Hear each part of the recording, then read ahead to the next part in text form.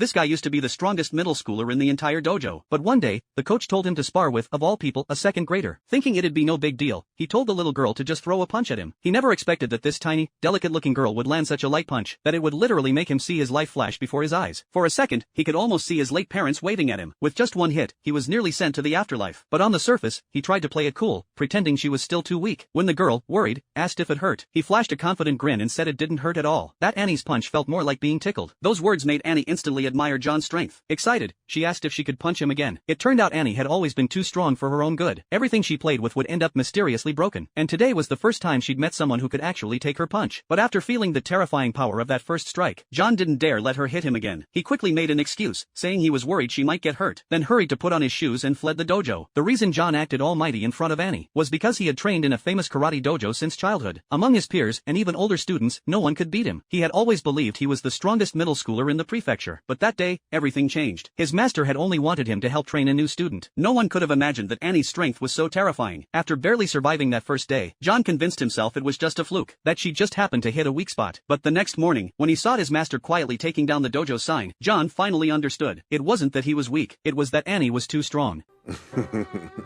I was trying to teach that new girl, but I failed. Or rather, she kicked my ass bad.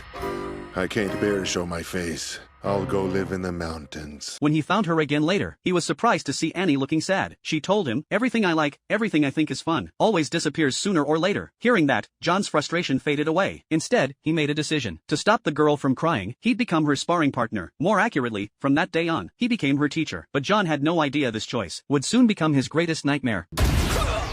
Training with Annie every day, he grew more and more certain she wasn't ordinary at all. Even though he was her teacher, he wasn't her match in any sense. No matter how hard he tried, he couldn't find a way to counter her attacks. Yet he kept up the act, pretending to be calm and skilled, just to save face as her master. And because he seemed so composed, Annie believed he really was that strong. So she trained even harder. Day after day, John endured her lessons of doom. Years passed, and by the winter of John's senior year in high school, he finally couldn't take it anymore. His parents had divorced, and he was about to move away. Before leaving, he made a bold decision. He would face Annie one last time. He told her this would be their final match, and asked her to give it everything she had. No holding back, he said. Let's both go all out. He had trained countless nights for this moment, pushing himself beyond his limits. But no matter how much he improved. 2 minutes later, I lay upon the ground like a tattered rag. My efforts Annie still were thought for he was naught. letting her win. Only John knew this was his true strength. Yet even then, he smiled and said, a teacher would never use his full power against his student. After saying that, he turned to leave. Someday, somehow. Only in my nightmares. And when we do, we can practice together like we did today, right? Not on my life. Then I'll finally go all out for the first time. She was holding back even now? Terrified.